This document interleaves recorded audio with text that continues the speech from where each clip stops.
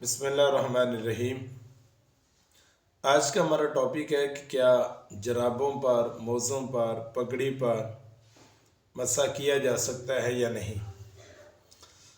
اس حوالے سے رسول اللہ صلی اللہ علیہ وسلم کی کچھ احادیث، آپ کے کچھ افعال اور سنت ہیں، وہ میں آپ کے سامنے رکھتا ہوں۔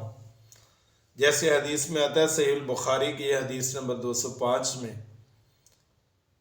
سیدنا حضرت عمر بن امیہ حضرمی رضی اللہ تعالیٰ عنہ بیان کرتے ہیں کہ میں نے رسول اللہ صلی اللہ علیہ وسلم کو دیکھا کہ آپ صلی اللہ علیہ وسلم اپنی پگڑی اور موزوں پر مسح کرتے تھے۔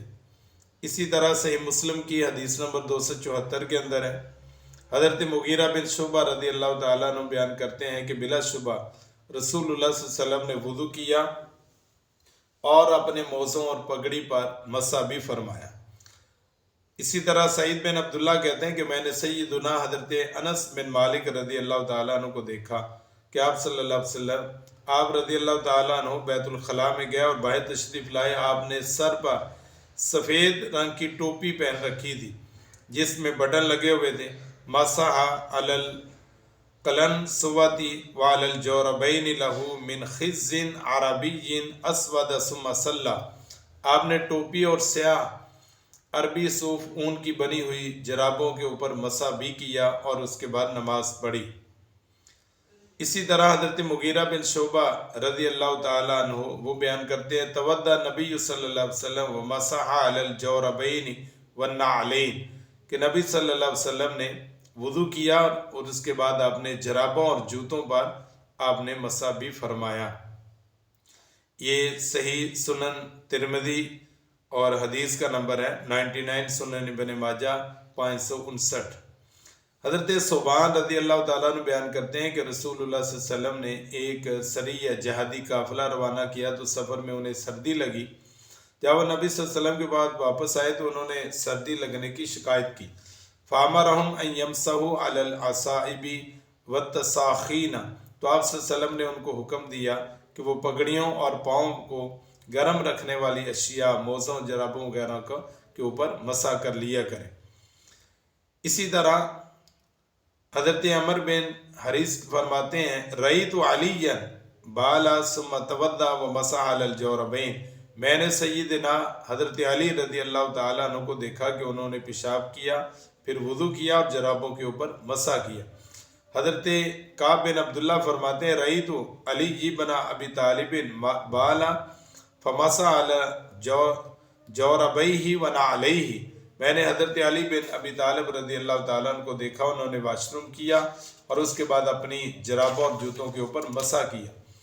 یہ روایت جو ہے یہ تاریخ کبیر کے اندر بھی ہے اور ابن حزم کے المحلہ کے اندر بھی ہے، دوسری جلد، اور حدیث کا نمبر ہے 84۔ سیدنا حضرت ابو امامہ رضی اللہ تعالیٰ عنہ انہوں نے بھی مسح کیا، یہ مصنف ابن شیبہ کے اندر ہے۔ اور سیدنا حضرت براء بن عازب رضی اللہ تعالیٰ انہوں نے بھی جرابوں کے اوپر مسح کیا، اور یہ بھی مصنف ابن ابی شیبہ کے اندر پہلی جلد 199 حدیث ہے۔ اسی طرح سیدنا حضرت عقبہ بن عمر رضی اللہ تعالیٰ عنہ نے جرابوں کے اوپر مسح کیا، اور یہ بھی مصنف ابن ابی شیبہ انہوں نے صحاب کا عمل بھی بیان کیا۔ حضرت سہل بن سعد رضی اللہ تعالیٰ عنہ انہوں نے بھی مسح کیا۔ تو اس سے یہ پتہ چلتا ہے کہ صحابہ کرام بھی اور رسول اللہ صلی اللہ علیہ وسلم بھی جرابوں کے اوپر مسح فرما لیا کرتے تھے۔ سردیوں میں ویسے بھی جرابیں موٹی پہنی جاتی ہیں گرمیوں کی نسبت، تو ایسی جراب جو پھٹی ہوئی نہ ہو اور اس کے اوپر گرد وغیرہ نہ ہو، اور وہ جراب جس کو ہم بولتے ہیں، تو وہ رسول اللہ صلی اللہ علیہ وسلم سے بھی ثابت ہے، صحابہ سے بھی ثابت ہے، اور صحابہ کرام کے شاگردوں سے بھی ثابت ہے، یعنی تابعین اعظام سے بھی جرابوں پر مسح کرنا ثابت ہے۔